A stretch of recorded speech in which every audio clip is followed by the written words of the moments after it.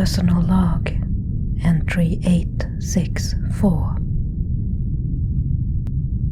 We left the spaceport 3 days ago. Another search and rescue mission, but this one is a little different. Mission Command received a Mayday from the edge of known space, more precisely from within NGC 6543, also known as the Cat's Eye Nebula. The signature was badly scrambled, so we don't know much about it. We cannot tell what kind of ship it is, only that it's one of ours. But no one is supposed to be anywhere near that nebula. Mission Command do not suspect a trap. Space pirates that far out is highly unlikely. The guys at the communication office managed to make sense of most of the message in the end. It was fairly short, and I quote, "Mayday, Mayday, Mayday. This is the starship Nolody, broadcasting on all channels, requesting assistance from any vessel. We are stranded inside the NGC 6543, exact coordinates unknown. The others are mostly gone. Critical systems are slowly failing.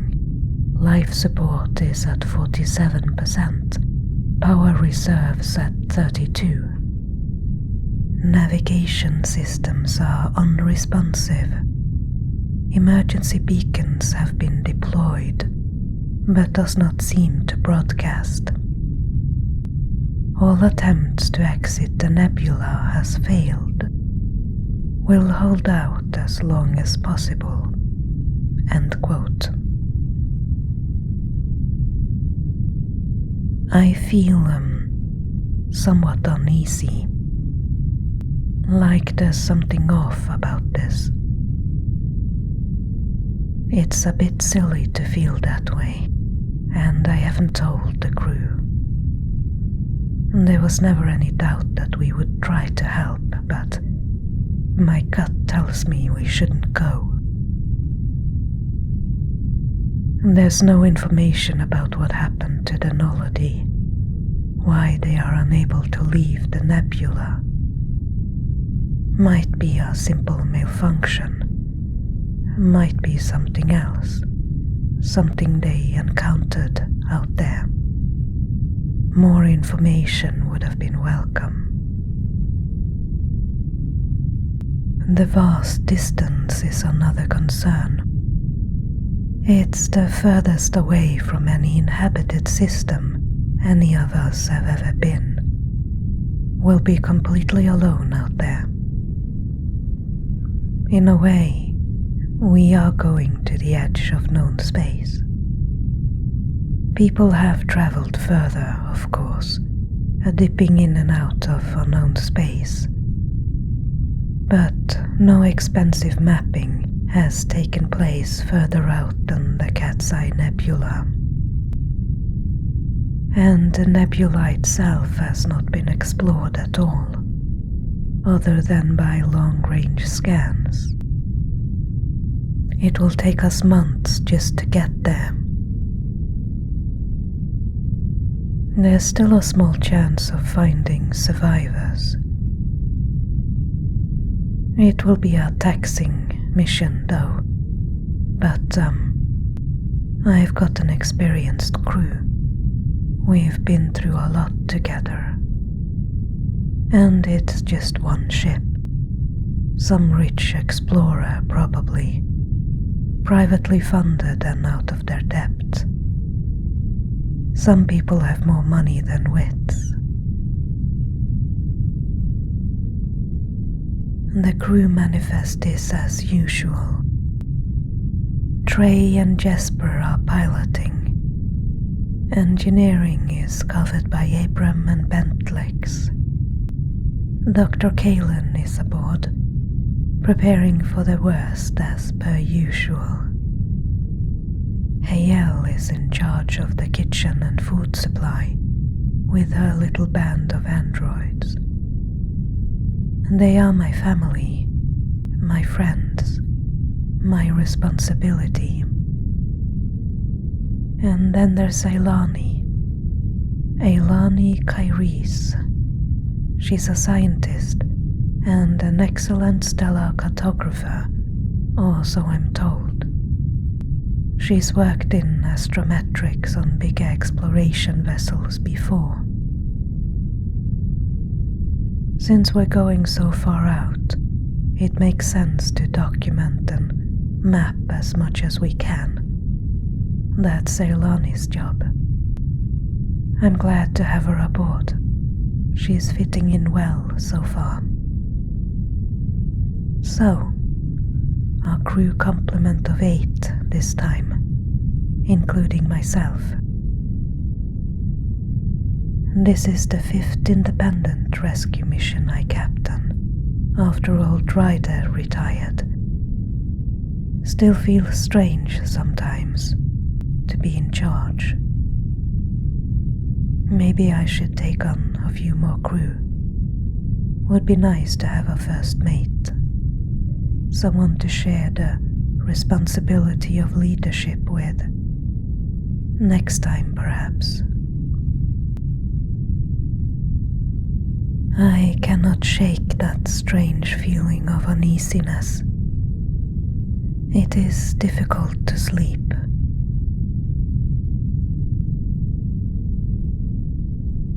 Personal log, entry 865. We are halfway through our journey. There has been very little to log. I've still done the official log every day, of course. But for my personal log, there's hardly anything worth mentioning. Some cabin fever, but that cannot be helped. The ship is only so big, and we have nothing in the way of a holodeck or anything similar.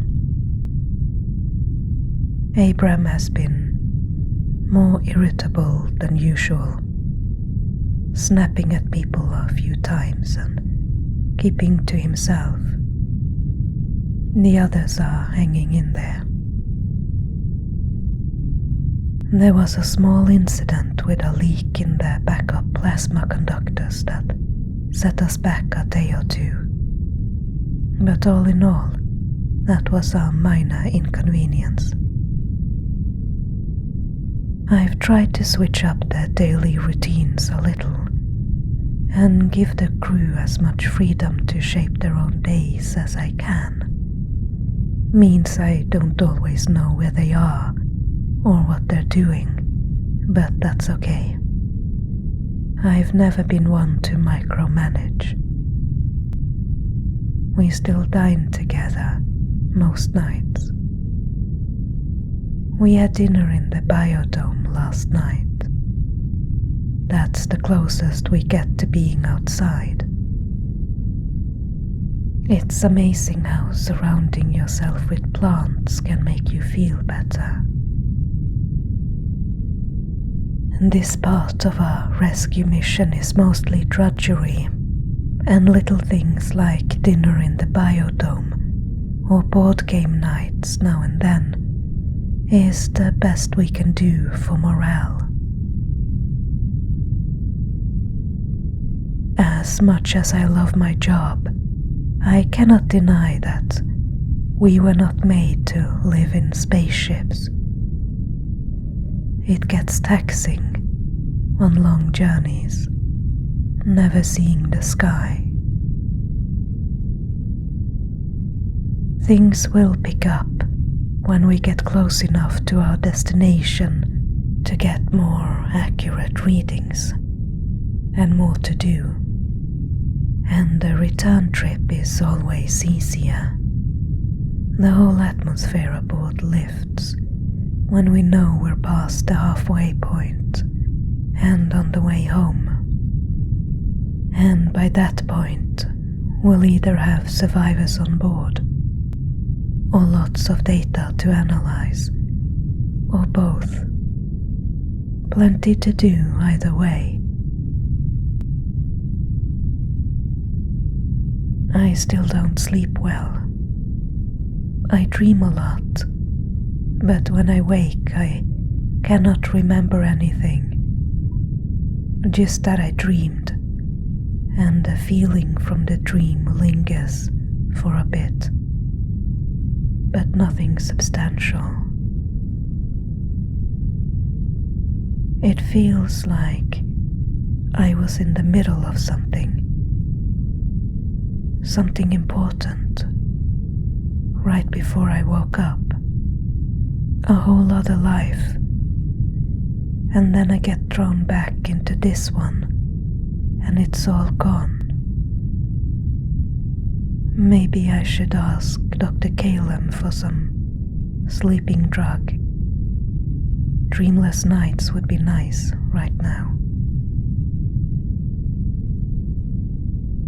Personal log entry 866. I've read up on the nebula. It is a bit unusual. A nebula is basically a cloud of dust and gas in space. Some are the remnants of dying stars, or new ones being formed. But within that simple concept, there is a lot of variety. Spreading out like paint in water, forming strange, colorful artworks across space. Not two of them are alike. Structurally, the Cat's Eye Nebula is one of the most complex nebulae ever discovered, containing strange structures and formations shaped like knots, jets, bubbles and arcs, all illuminated by the central nebula nucleus. The nucleus is a warm and bright star, or the remnants of one. Thousands of years ago it lost its outer shell, which is what the rest of the nebula consists of. It can be measured over the entire electromagnetic spectrum.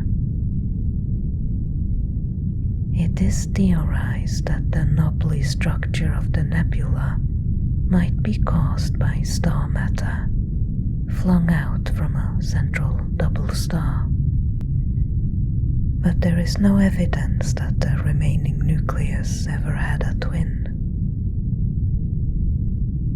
Different methods of measuring chemical concentrations from a vast distance have also yielded vastly different results, which is very strange in and of itself.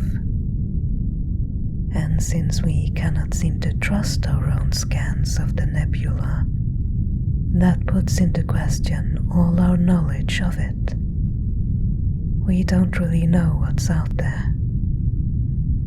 The more data that has been collected, the less certain we can be.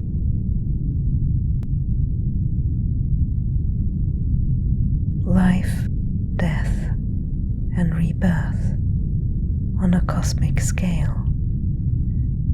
Stars are born, just like us.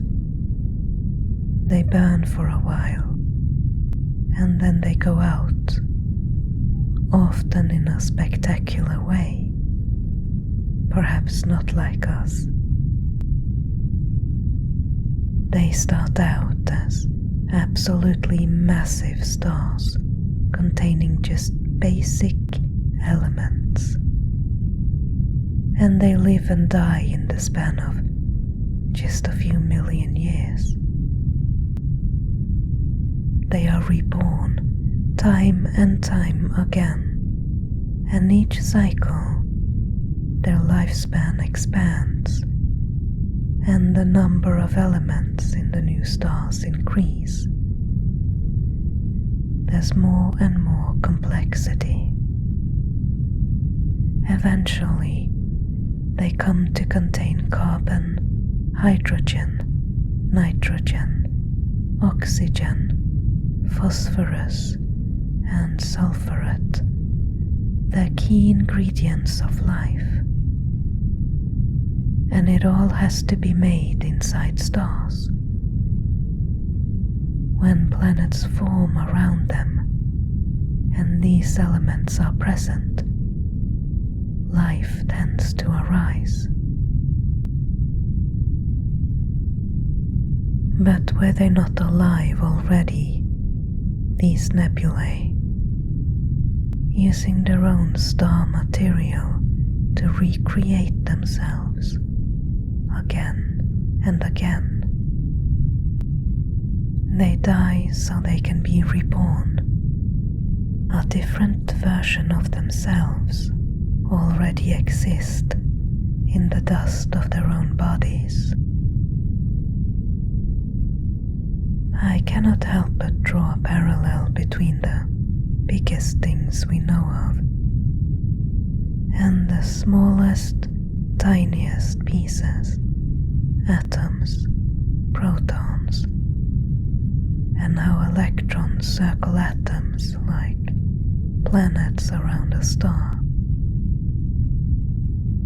When we are planet-side and walk around on the ground like it's something we can trust, and we look up at the sky, see clouds, a sun or two, there are plants around us, we can breathe the air, and that's our whole world. But all of it is just like a tiny snow globe, a small thing protecting us from the vacuum of space. And for most of our history, we didn't even know. Perhaps there is an even bigger truth to reveal. Perhaps our whole universe is like molecules in the body of a living creature. And perhaps atoms are whole worlds, inhabited by smaller beings than we can register. And perhaps it goes on and on like that, in both directions, like a never-ending fractal, worlds wrapped within each other. It's almost midnight, at least according to the arbitrary day and night cycle we follow on board, to mimic being planet-side.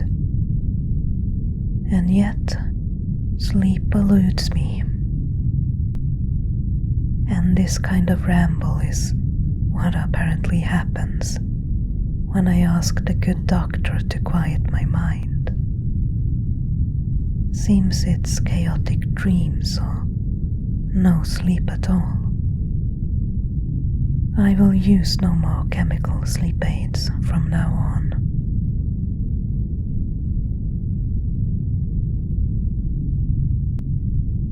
Personal log entry 867. We arrived yesterday, but so far we haven't found the other ship, not even a trace of it.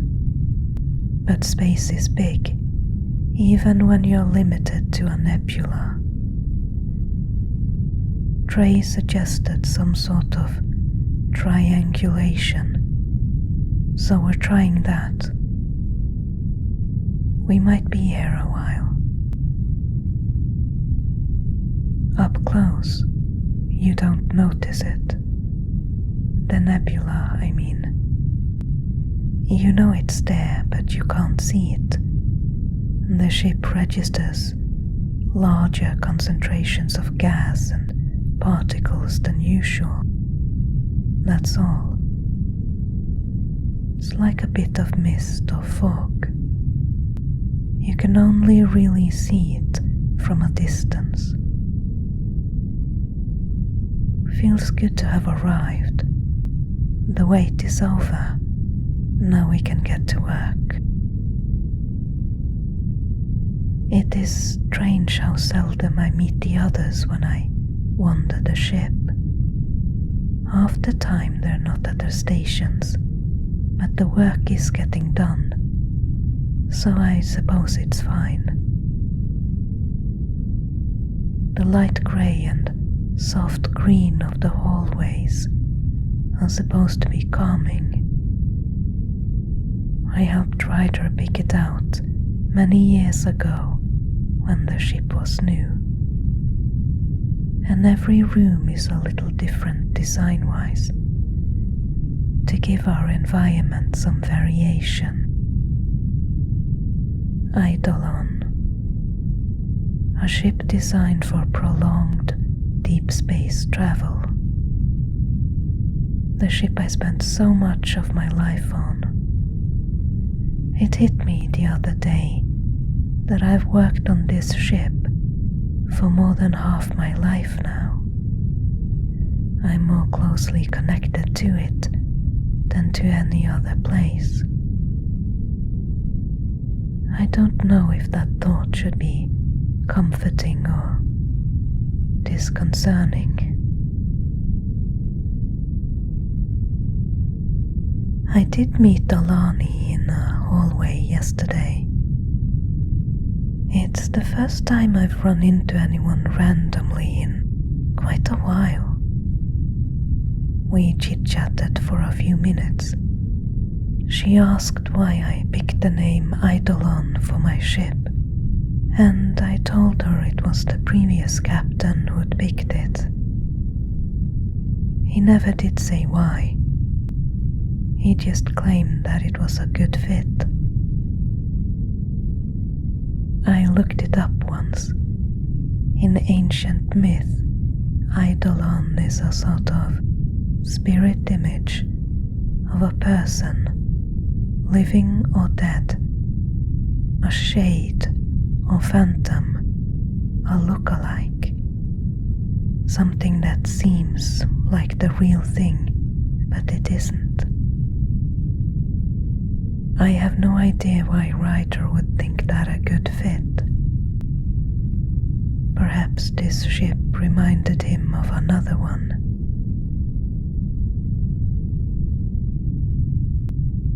Personal log, entry 868.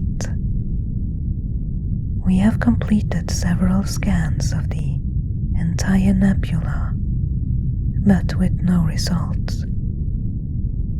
The next step is to divide it into sections and travel to each one for a more thorough search. The nebula is just 0.2 light-years in diameter. It's pretty small as nebulae go, but that's still a lot of space to cover. If traversing it does not yield any results, then it's probably time to go home empty-handed. It sucks, but it happens sometimes. At least we'll still get paid. The waiting can be draining, though. There's not much for me to do, other than pore over the data coming in. Most of us are doing that, in addition to our regular duties on board. The doctor has prepped our small sick bay. 7 medbays ready, just in case.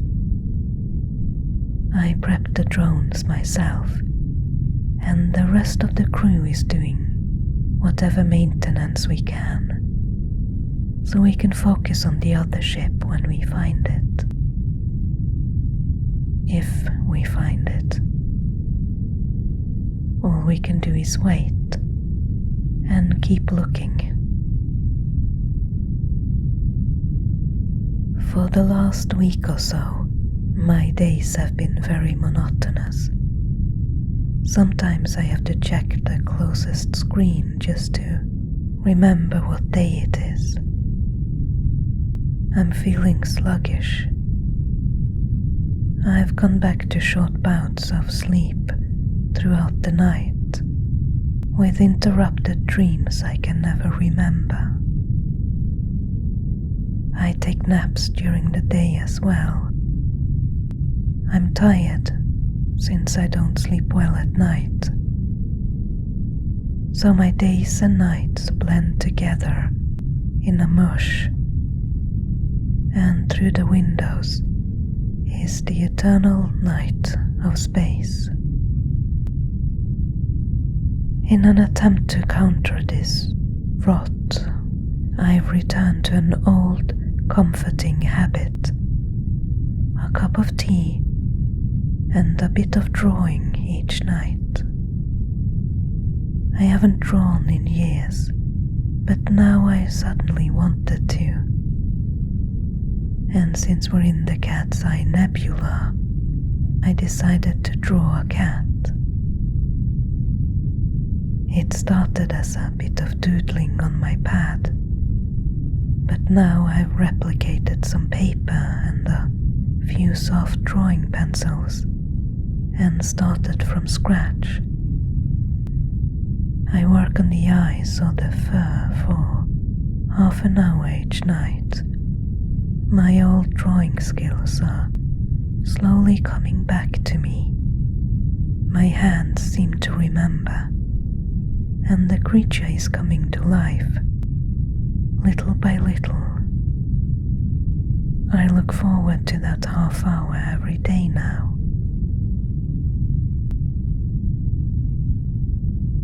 Personal log entry 869. It's the strangest thing. There's a resonance, almost like a fuel trail. We found it yesterday, but it doesn't go anywhere.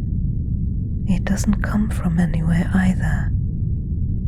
It's just right here. Like there was a ship right here, but there is no ship, just us. Maybe there's something wrong with our own instruments, our readings. Abram and Bentlix are troubleshooting. There's not much for me to do. Usually I would oversee the work, delegate, make sure that everything runs smoothly. But until we actually find something, the crew doesn't really need me. I haven't seen any of them today, come to think of it. There was no one in the mess hall at dinner time. Perhaps I should invite everyone to eat dinner together again. I have relieved Trey and Jesper for a couple of shifts in the past few days, so they can both take some time off. I have the helm today as well. I can pilot the ship, and I do so on occasion to keep my skills fresh. But I mostly just surveil the ship's automated processes. It's very rare that I have to make any corrections. It is strange how alone one can feel on such a small ship, even with a full complement of crew. The others are around, but you don't really notice them. Personal log entry 870. Something strange happened today. I passed Deilani in the hallway again, and we chatted. She's been hard at work mapping the nebula. She told me of a new discovery, The nebula seemed to have strains, like rivers, leading away from it. This is something not previously detected, and Delaney thinks they might be gas filaments created by stellar winds blowing from a young star hidden in a nearby molecular cloud. It is a strange thought that something as big as a star can hide all that light, and it's still not discernible. Makes you wonder what else is hidden out there. Later on, I met her again. I just had a late dinner, later than anyone else, but Hayel had left me a portion to reheat in the kitchen, like she often does. And on my way back to my own quarters with a steaming cup of tea, I met Delaney again. I mentioned the stellar winds and the strains like rivers, and she looked puzzled. She claimed there was no such thing, not in this nebula. No strains leading away from it, and no stellar winds anywhere near it either. On the contrary, it's quite compact, she said. She did not seem to remember our previous conversation at all. She asked if I were okay, and I blamed it on a lack of sleep, which is true enough. When I got back to my own quarters, I did something I almost never do. I logged on to the ship's surveillance and checked the location of all crew members.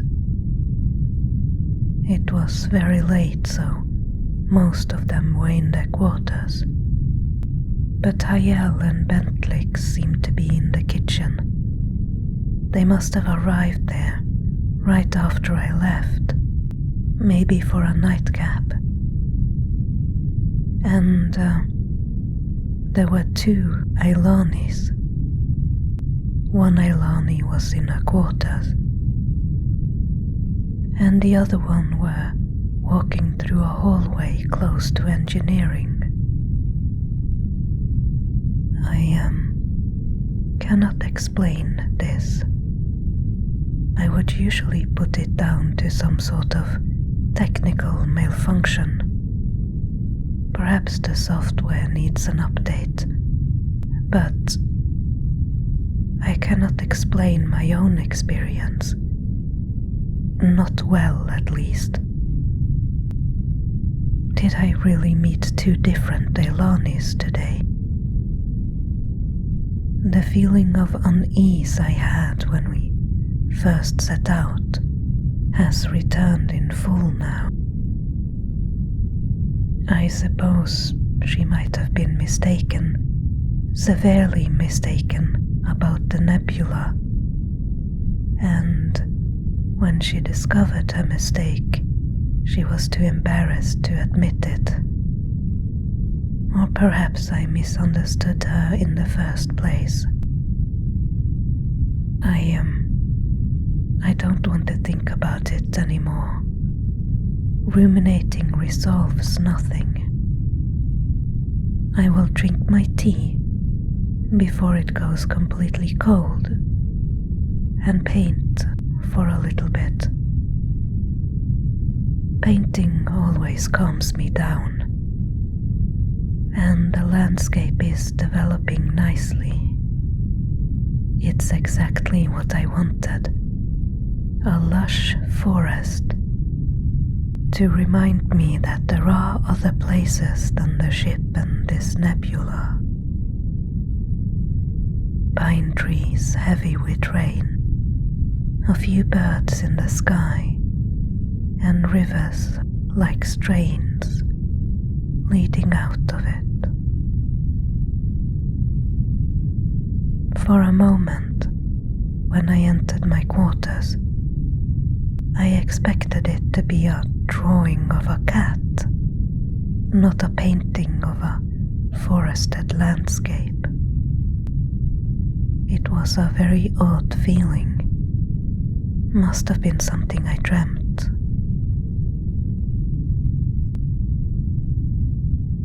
Personal log, entry 871. It's been a few days since I last made an entry. I haven't seen anyone else. The surveillance program won't turn on. I've walked the hallways for hours, looking for the others. They always seem to be just out of reach. I think I see one of them turning a corner just as I enter a hallway, or there's some movement in the corner of my eye, but when I turn my head, there's no one there. I walk from room to room, feeling like I just missed them again. The helm was empty, the ship running on autopilot when I was last there, but one of the pilot seats was still warm.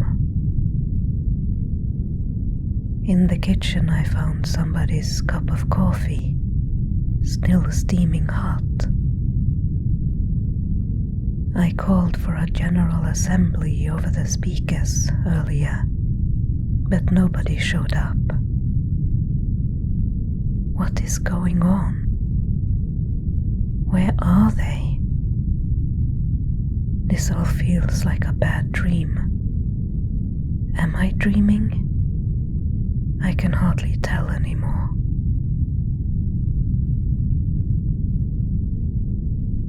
Personal log, new entry. I tried to move the ship today, but the controls won't respond. There are very few systems on the ship that I can interact with. I can still send out a message or a beacon, but not much more. Could be a solar flare from the remaining nucleus, perhaps. Scanners are also affected, so it's hard to tell. Something is seriously wrong with the ship. We might need rescuing ourselves soon. At least we're well stocked. We should be able to hold out for a good while. Something happened today. I don't like to think about it, but it is best to record it before I forget again. I walked into the kitchen for lunch as usual, and there they were, all of them, together, but they were transparent, blue and flickering, like holograms or ancient video recordings. They saw me too and sprang to their feet. They looked scared. They tried to talk to me. I could see their mouths moving, but there were no sound. Then they flickered out of existence, one after the other. I remember it, but I'm not sure it happened. I am so tired. I'm going to bed. Personal log, new entry. I just woke up, and the feeling from the dream still lingers strongly. My crew. I dreamt that I had a crew. I knew their names and everything. They all had backstories, personalities. But I am alone, of course. I've always worked alone. Except when I walked the corridors today, I peeked into the unused cruise quarters, and they all show signs of habitation. Clothes, personal items, things that do not belong to me. Perhaps I misremember. Perhaps that was also a part of the lingering dream. I can hardly tell anymore. Addendum. I was half asleep when I wrote that last bit. Disregard it. I am awake now. Second addendum. Disregard the other entries. I do not know who wrote them, but this is real. I slept for a long time, and now I am finally awake.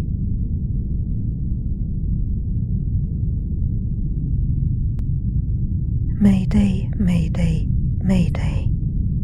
This is the starship Eidolon, broadcasting on all channels, requesting assistance from any vessel. We are stranded inside the NGC 6543, exact coordinates unknown. The others are mostly gone. Critical systems are slowly failing. Life support is at 47%. Power reserves at 32. Navigation systems are unresponsive. Emergency beacons have been deployed, but does not seem to broadcast. All attempts to exit the Nebula have failed. We'll hold out as long as possible.